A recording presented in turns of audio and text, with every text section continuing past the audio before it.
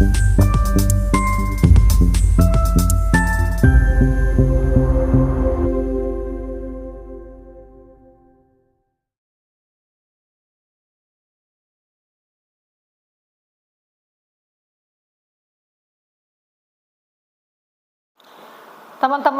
Shalom, puji Tuhan. Dalam kesempatan ini kita akan mendengarkan sebuah kesaksian dari Ibu Trisnawati. Ibu Trisnawati adalah seorang hajah. Dia adalah seorang yang taat kepada agamanya. Dia adalah seorang yang bisa dikatakan sangat disiplin di dalam melakukan akan praktek-praktek keagamaan sesuai dengan agama yang dianutnya. Namun ada hal yang membuat Ibu Trisnawati kemudian memikirkan keimanannya sehingga dia menjadi seorang Kristen. Seperti apa kisahnya? Saksikan di dalam video berikut ini dan semoga memberikan pencerahan. Ya, baik, terima kasih. Shalom semuanya, salam sejahtera. Ya, saya perkenalkan nama saya, nama asli saya Trisnawati atau bisa dibilang Hajah Tria Sabiba. Dan saya mempunyai nama baru yang saat ini saya sudah dibaptis dengan nama Trisna Yohana Kasih. Saya akan menceritakan asal mula saya mengenal Tuhan Yesus seperti apa. Saya dari Jawa dan saya mempunyai, saya mau ngomong sedikit, jamahan Tuhan sangat luar biasa buat saya. Jadi saya akan bersaksi cinta kasih Tuhan yang diberikan sama saya saat ini. Saat saya naik haji tahun 2010, saya ada ziarah ke Jabal Rohmah. Di situ saya melihat 3 salib. Pasti orang mengatakan gila, tidak mungkin. Masa ada di Arab ada salib? Karena di sana adalah tanah suci. Dan sempat saya bilang, saya melihat 3 salib. Tapi teman saya bilang, itu halusinasi kamu saja.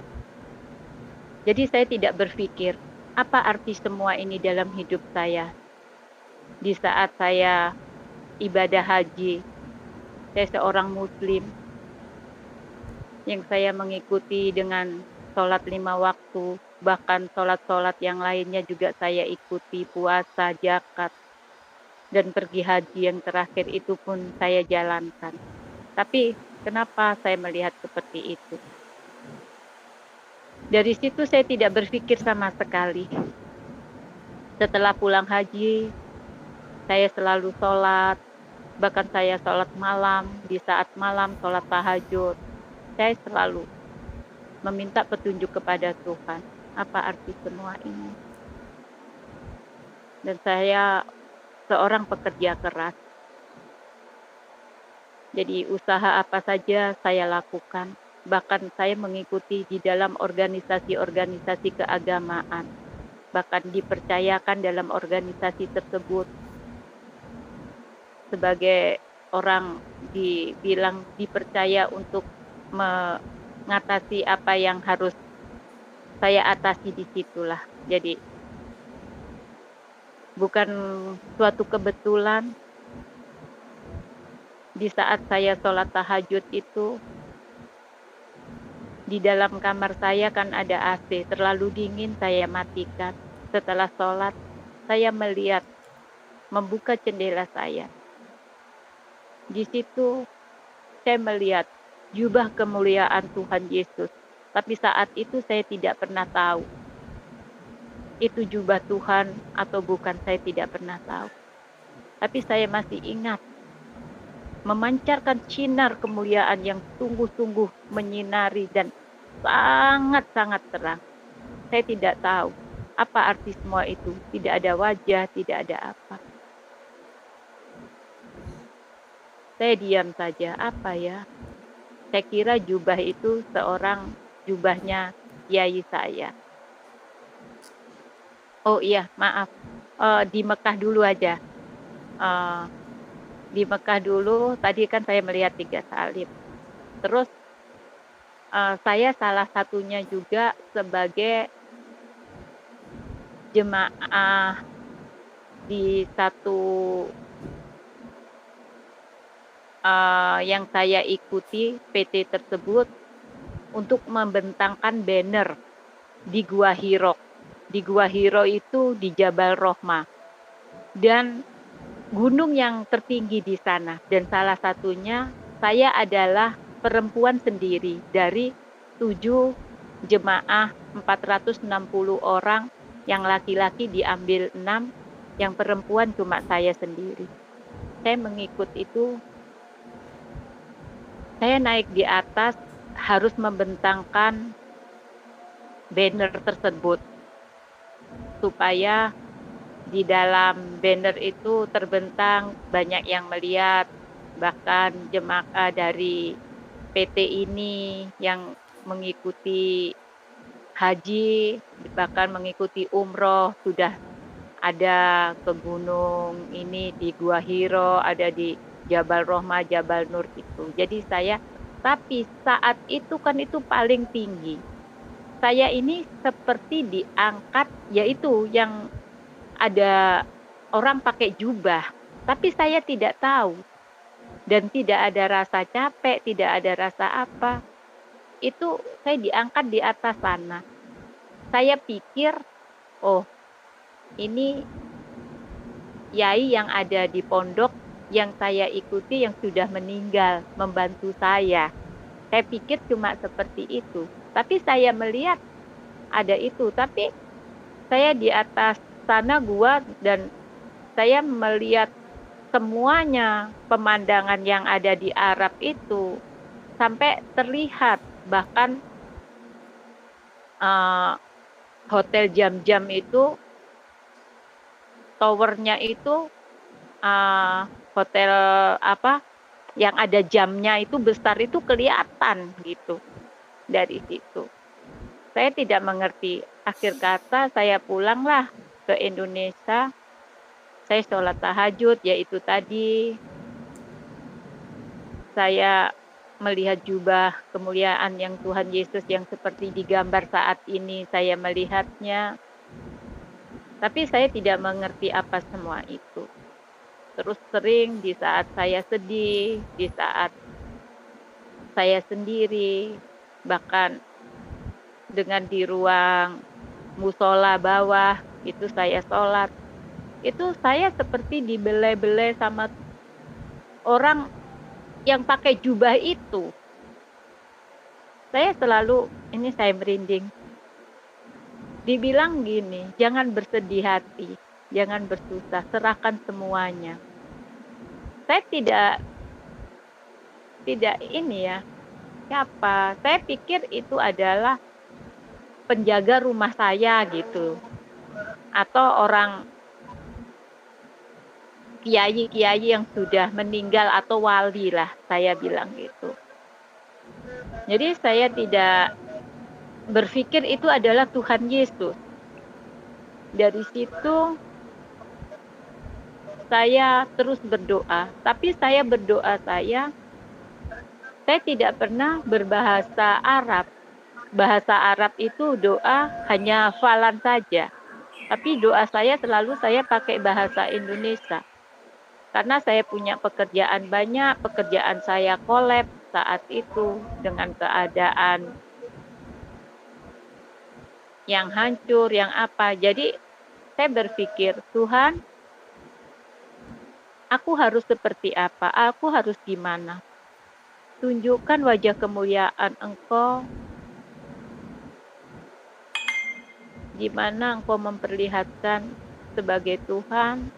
Saya ingin tahu. Jadi diri saya itu jadi kepingin benar dekat dengan Tuhan. Pokoknya saya kepingin berbicara sama Tuhan. Saya tidak tahu Tuhan saya siapa. Yang dimaksud dalam agama saya waktu dulu, agama yang dulu itu diajari, tapi saya tidak begitu mengerti. Tidak ada sukacita. Jadi yang ada saya punya itu, saya dilihat manusia, dilihat tetangga, dilihat teman, dilihat orang luar. Pokoknya manusia yang melihat saya itu wah. Tapi kedamaian diri saya tidak ada. Jadi yang ada itu saya merasakan saya kok seperti ini. Terus saya berdoa sama Tuhan. Saya pingin, jadi doa saya selalu bahasa Indonesia. Akhir kata, pada tahun-tahun berikutnya, tahun 2011, saya ini dipertemukan dengan anak-anak yang mau dijual ke Malaysia. 32 anak yang dijual di Malaysia itu ilegal. Dan mereka semuanya Kristen. Saya tolong, saya bantu, mereka menempati rumah saya yang kosong. Jadi pulang dari haji itu, saat itu memang problema rumah tangga saya mulai dari 2008. Tapi 2010 saya berusaha ke Jabal Rohmah itu untuk berdoa, katanya kalau sudah berdoa di sana rumah tangga bisa kembali. Tapi ternyata saya pulang 2010-2011 itu tambah lebih parah. Jadi tidak ada hubungan sama mantan suami itu lebih baik, tidak ada. Akhirnya saya pisah. Saya hidup sendiri di rumah saya. Dari situlah saya menemukan anak-anak ini membantu yang dijual. Mereka Kristen semua, mereka berdoa. Saya lihat, mereka panggil saya Bunda. Saya tanyain, usia kamu berapa? Ternyata dia bilang, usia saya 13, ada yang 14. Loh KTP-nya kok sudah 17. Ternyata dipalsu.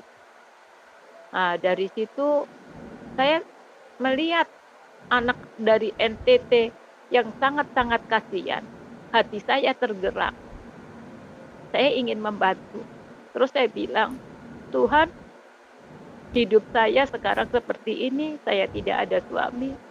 Kalau memang Tuhan izinkan, saya kepingin jadi berkat di NTT. Dan bukan suatu kebetulan.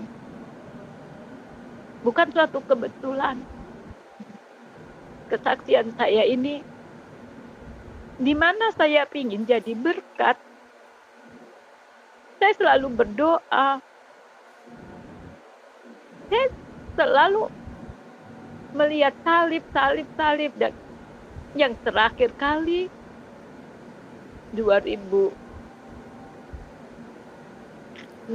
itu saya mendapatkan firman. Akulah jalan dan kebenaran dan hidup. Tidak ada seorang pun yang datang kepada Bapa kalau tidak melalui aku. Dan itu terus. Apa maksudnya? Siapa? Saya tidak ngerti. 2017 bulan 6 saya dipertemukan kembali dengan teman saya yang ada di multi level. Beliau adalah seorang pendeta. Saya tanya, Bapak Pendeta, saya menemukan ini, itu sepertinya ada di Alkitab, di firman Tuhan ya. Bilang, iya, itu ada di Yohanes 14 ayat 6. Terus gimana caranya saya gak punya Alkitab? Coba download aja. Dari situ, saya mulai download. Dan saya melihat di situ akulah jalan dan kebenaran dan hidup. Tidak ada seorang pun yang datang kepada Bapa kalau tidak melalui aku. Saya tanya, yang dimaksud Bapa dan yang melalui aku itu siapa? Dia terangkat.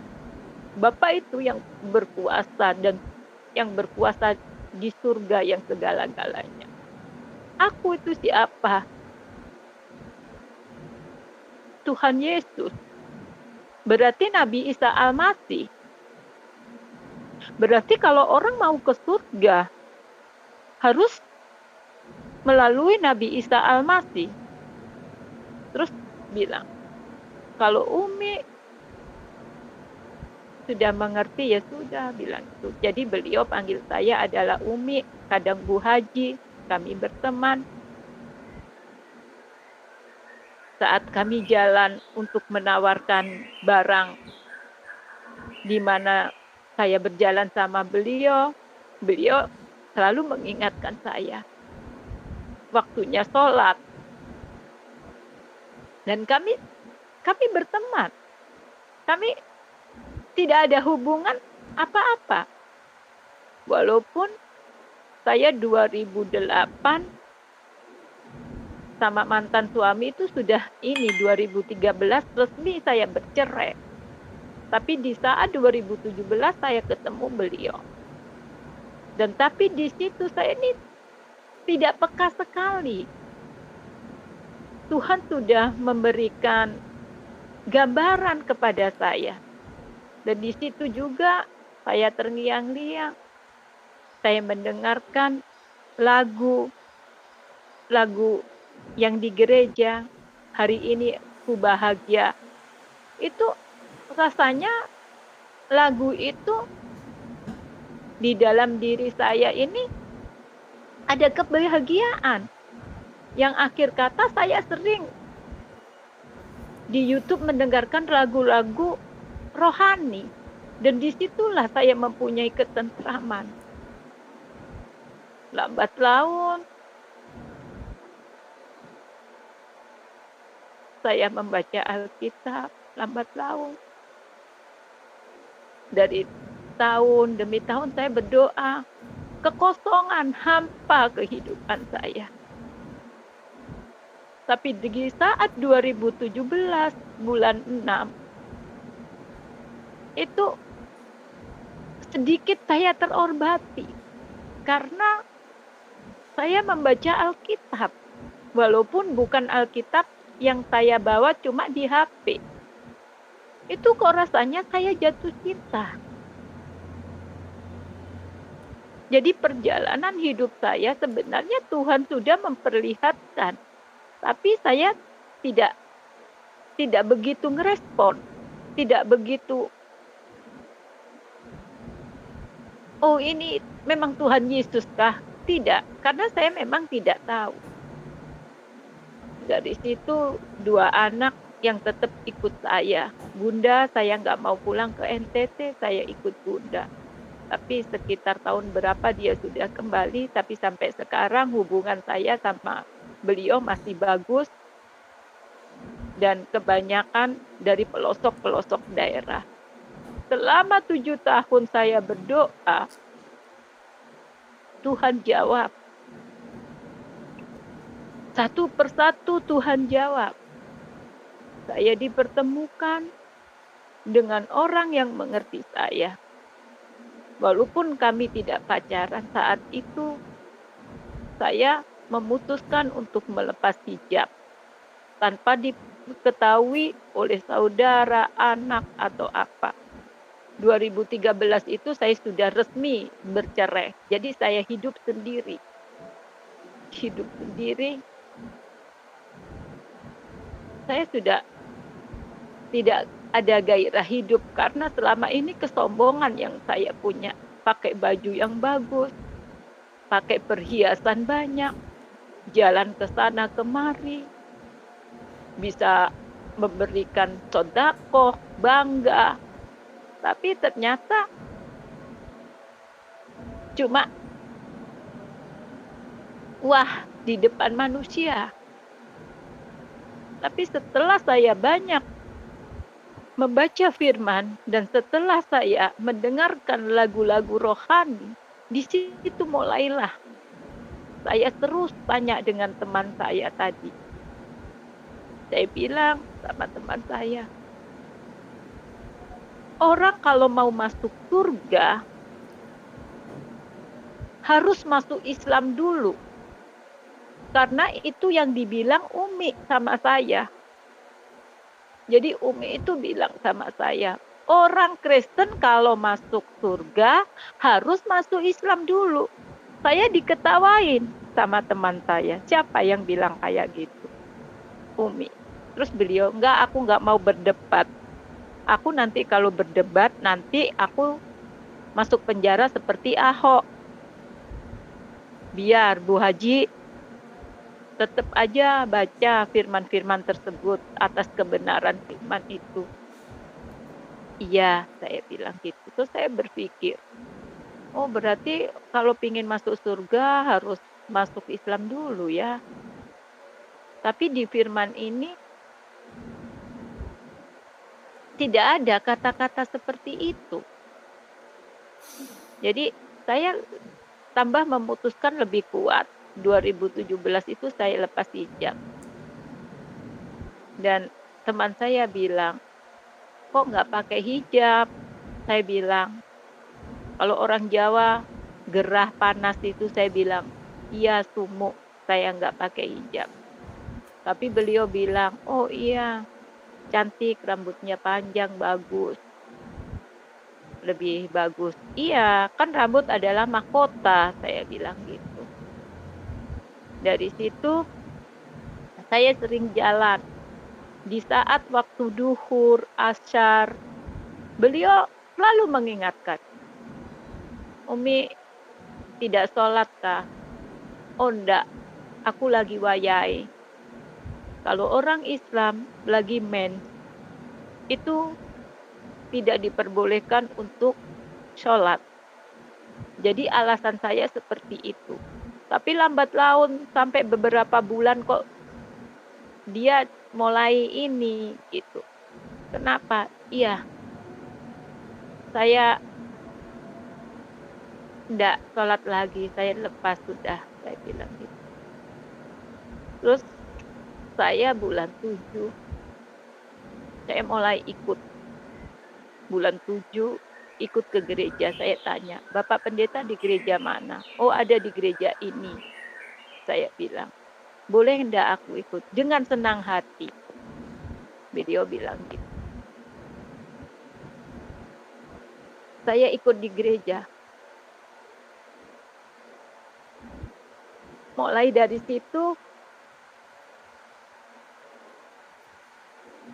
mungkin kuasa Tuhan saya bisa rasakan. Dan lagu yang setiap kali saya dengar di gereja itu dinyanyikan. Dan hati saya tiba-tiba itu bergetar. Dan saya tiba-tiba menangis. Saya tidak bisa menahan air mata saya. Apa semua ini? Saya sudah naik haji. Saya melihat 3 salib. Saat saya sholat tahajud, saya diperlihatkan dengan jubah. Saat saya naik ke Gua Hirok, ada orang yang seperti angkat saya. Saat saya bersedih, ada orang yang belek kepala saya. Bahkan saya mendapatkan firman, akulah jalan dan kebenaran dan hidup. Tidak ada seorang pun yang datang kepada Bapa kalau tidak melalui aku. Dari situ saya memutuskan sendiri, saya tidak diinjili, tidak diajak siapapun. Mulai dari situ saya putuskan, saya ingin ke gereja. Saya ke gereja, tapi saya tidak mengerti harus seperti apa. Yang penting saya ke gereja, tapi hati ada sukacita, kedamaian.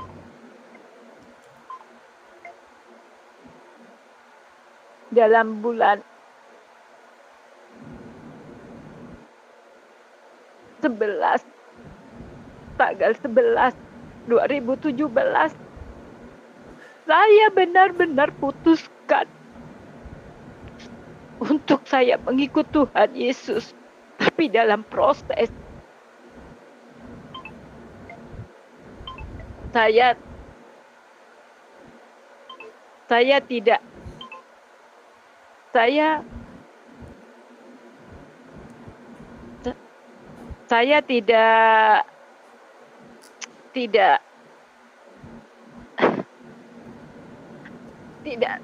tahu kalau diri saya benar-benar Tuhan panggil. Jadi saat saya memutuskan itu, banyak teman-teman saya dikira saya diinjili oleh pendeta tersebut. Bahkan banyak kecewa. Bahkan banyak yang kecewa sekali, teman-teman saya, bahkan saudara saya, keluarga saya, anak-anak saya.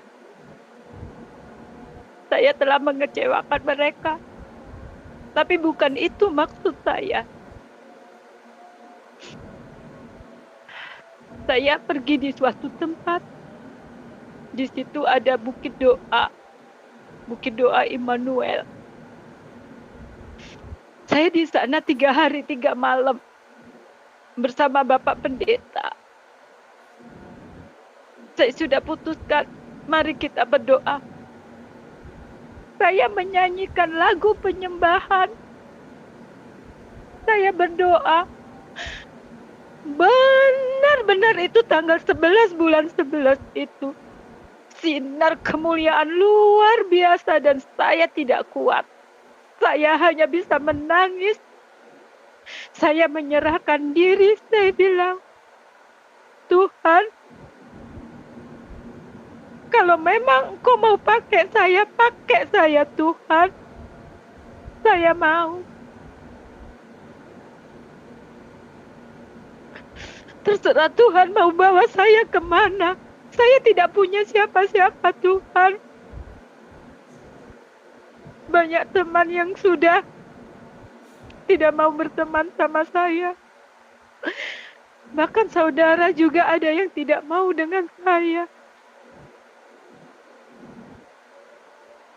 Dan saya tidak berani ngomong dengan anak saat itu juga. Karena saya seharusnya jadi panutan, tapi kenapa saya berbuat seperti ini? Tapi saya percaya keputusan saya tidak salah. Karena memang Tuhan sendiri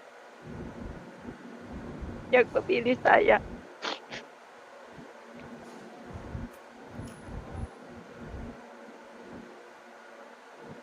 Dan saat saya berdoa di bukit doa itu, benar, jamahan Tuhan sangat luar biasa. Dan pada hari itu juga saya bilang sama Bapak Pendeta, saya putuskan saya menjadi orang Kristen. Saya percaya bahwa Tuhan Yesus Kristus adalah Tuhan saya.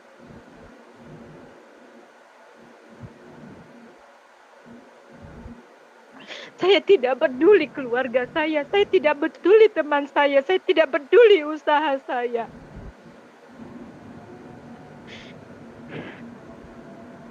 Saya mau jadi orang Kristen.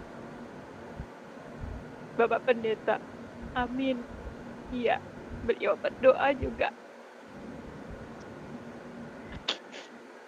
Dari situ, Bapak Pendeta juga bilang, maaf, saya tidak bisa berkata apa-apa. Bapak Pendeta langsung bilang, maukah kita bersama untuk melayani? maukah jadi istri saya? Saya bilang, kami tidak pacaran, saya tidak mau. Kalau memang jadi istri, bukan satu kebetulan Bapak Pendeta masih sendiri. Jadi saya putuskan, kita doa dulu. Jadi dalam 3 hari 3 malam, di Bukit Doa kami pergumulan doa. Di samping itu kalaupun memang kita jodoh, kita disatukan, kita tanya sama Tuhan. Ternyata kami memutuskan, beliau bilang, iya nanti setelah saya wisuda S3 kita menikah. Saya bilang, tidak. Saya tidak mau nunggu lama. Saya maunya 2018 harus sudah menikah di saat bulan April. Tanggalnya tanggal 23. Ya sudah dibawa doa dulu. Tapi ngomong sama kakak saya dan anak saya kalau mau menikahin saya. Akhir kata saya bilang, yang mengerti saya Kristen terlebih dahulu adalah keponakan saya. Saya bilang, saya minta pertimbangan. Mas, Bude masuk Kristen seperti ini. Iya Bude, itu haknya Bude. Dan akhirnya saya bilang sama kakak saya yang pertama, puji Tuhan, beliau juga sudah di Arab, sudah pernah ke sana bersama suaminya juga. Dia bilang, itu terserah, karena itu hak kamu. Urusan dosa ndak dosa sama kamu sendiri. Akhirnya saya perkenalkan calon suami saya. Saya mempunyai ini, yang saya doakan selama ini, saya kepingin jadi berkat di NTT. Dan bukan suatu kebetulan, saya mendapatkan orang NTT. Dan di situ Bapak Pendeta juga berdoa selama 7 tahun.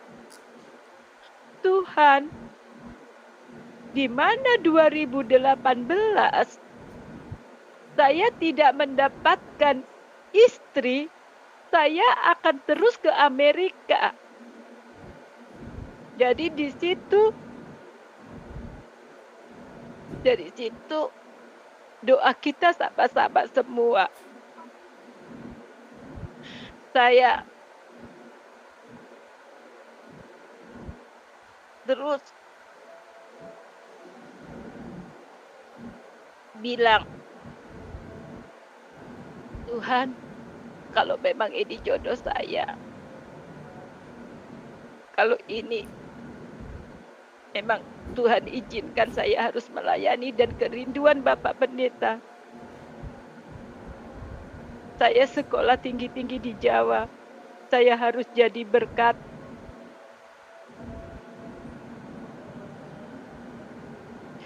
Di kampung halaman saya.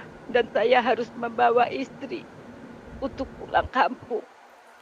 Dan kami mengurus surat. Saya memutuskan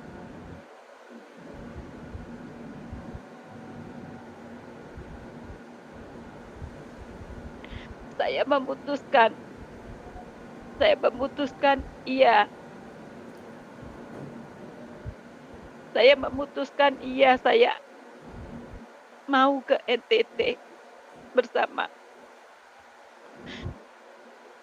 calon suami saya karena sudah meminta di situ. Saya mengurus surat semuanya, tapi rencana Tuhan bukanlah rencana saya, bukanlah rencana Tuhan. Rencana Tuhan itu begitu indah. Saya dibaptis di Sikumana, di daerah Kupang.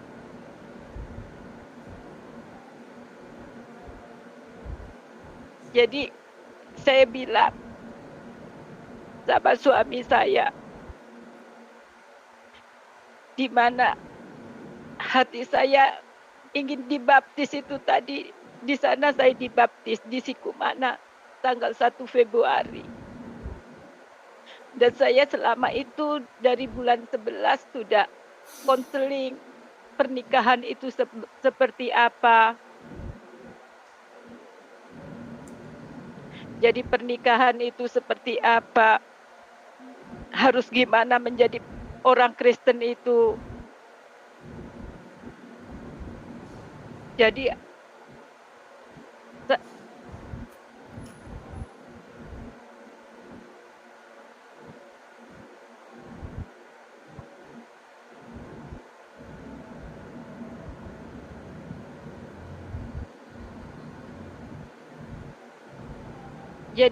saya berpikir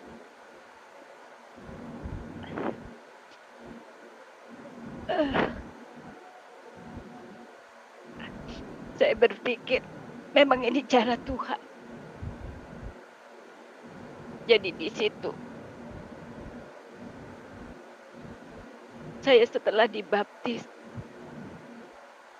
saya mengurus surat, ternyata surat itu begitu lancar dan Februari saya menikah di gereja.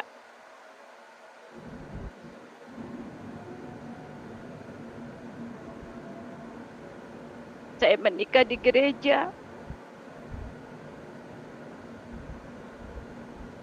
pada tanggal 7 Februari. Saya memutuskan untuk jadi berkat di suatu daerah yang terpencil di TTS, di NTT, di tengah-tengah hutan. Saya meninggalkan harta benda saya, keluarga saya, usaha saya,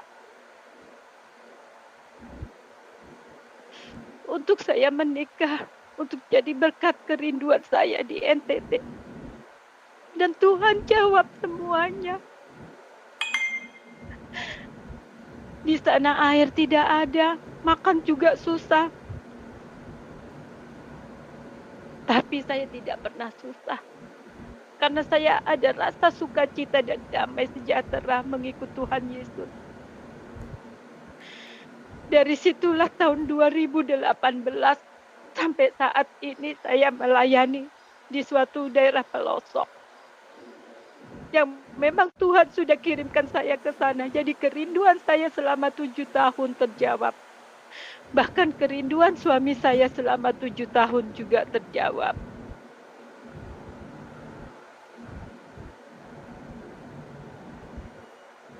Saya bersyukur. Saya sangat bersyukur sekali karena saya bisa melayani Tuhan.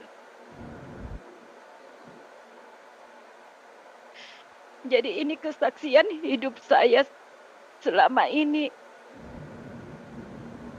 Yang saya hanya dipandang manusia penuh dengan kemewahan, merasa bangga.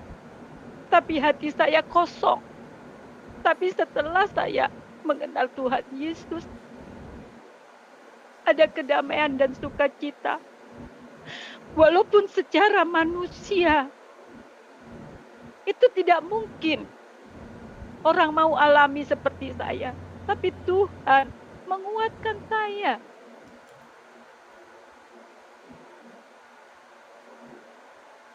Air yang tidak ada.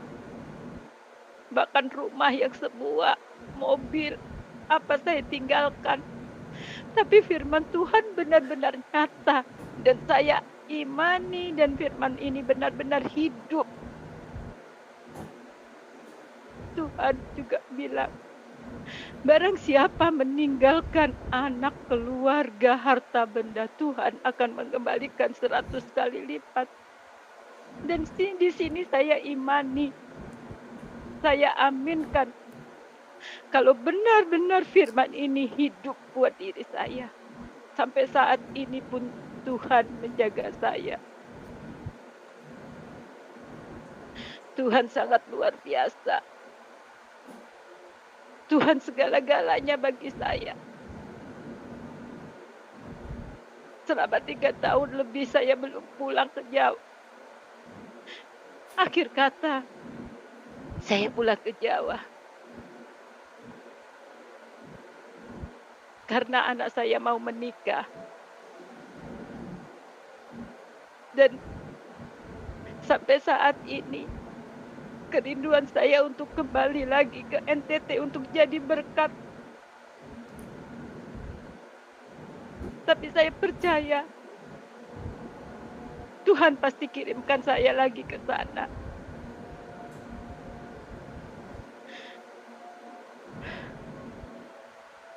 Karena keadaan yang saat ini saya alami penuh dengan secara manusia saya tidak kuat. Secara manusia saya tidak kuat. Benar. Banyak kesaksian yang memang Tuhan benar-benar menjaga saya. Dan saya menangis bukan karena sedih. Saya menangis bukan karena saya menjadi orang miskin saat ini. Biar saya direndahkan orang lain saat ini.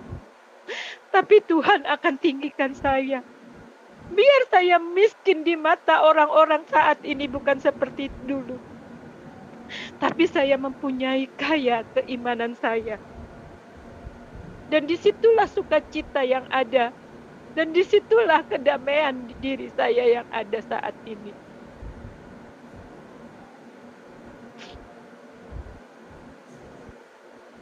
Ini kesaksian saya asal mula saya mengenal Tuhan Yesus. Dan kesaksian saya menikah dengan seorang pendeta dari NTT dan melayani di pelosok. Dan ini memang keputusan saya dan suami saya untuk jadi berkat di sana. Ada rasa sukacita, ada rasa damai sejahtera di sana. Tapi saat saya kembali lagi di sini di Jawa, saya belum pulang. Dan kerinduan saya untuk saya kembali ke NTT untuk melayani.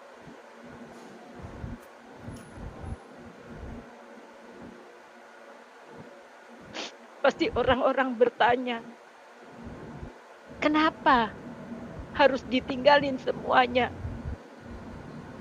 Kenapa harus ditinggalin keluarganya? Kenapa harus ditinggali rumah, harta benda, bahkan pekerjaan? Memang saya pernah bertanya, Tuhan, kenapa nggak dari dulu saat saya mempunyai segala-galanya, saat saya belum kolab, usaha-usaha saya belum hancur, kenapa nggak dari dulu saya mengerti, peka? Tapi kok baru sekarang? Ternyata memang Tuhan itu memberi kekuatan saya yang sangat luar biasa.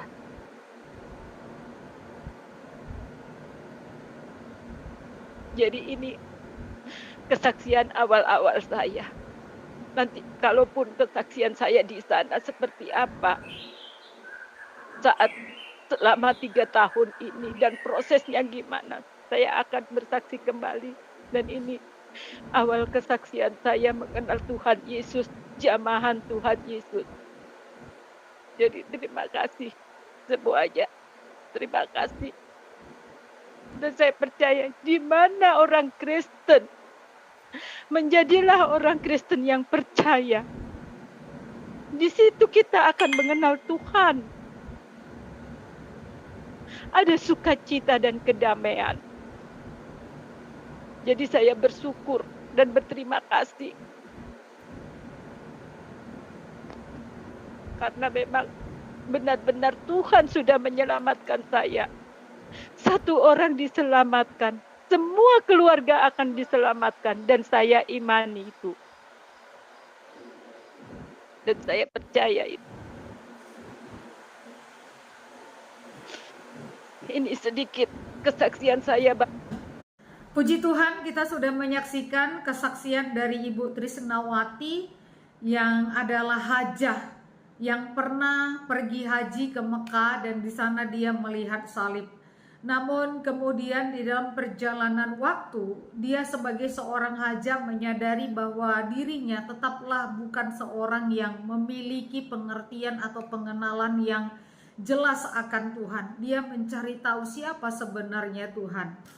Sampai pada akhirnya dia menemukan satu bagian firman Tuhan yang terdapat di dalam Injil Yohanes 14 ayat 6 yang berbunyi, Akulah jalan dan kebenaran dan hidup. Tidak ada seorang pun yang sampai kepada Bapa kalau tidak melalui aku. Dengan firman Tuhan tersebut dia mencari tahu siapa sebenarnya yang dimaksud Bapa di dalam bagian firman Tuhan tersebut dan siapa yang dimaksud dengan aku. Sampai suatu kali ada yang menjelaskan bahwa Bapa di sana adalah Allah dan aku di sana adalah Yesus. Sehingga Ibu Trisnawati mengambil suatu kesimpulan bahwa dia melihat bahwa sesungguhnya jika ingin ke surga, tidak ada jalan lain selain daripada percaya kepada Tuhan Yesus. Setelah hal itu lewat, maka Ibu Trisnawati kemudian ingin memiliki sebuah Alkitab dan ingin membaca Alkitab, dan hal itu menjadi satu waktu bagi Ibu Trisnawati, kemudian sangat menyukai Alkitab. Dan dia pun mantap untuk kemudian membaca firman Tuhan, berdoa dan beribadah kepada Tuhan. Sampai akhirnya melalui pergumulan-pergumulan dia pun memutuskan dengan jelas dan mantap ingin menjadi seorang Kristen, ingin menjadi seorang percaya kepada Tuhan Yesus. Teman-temanku, melalui pengalaman daripada Ibu Trisnawati ini, kita bisa memahami bahwa sesungguhnya banyak hal yang tak pernah kita duga terjadi di dalam hidup kita.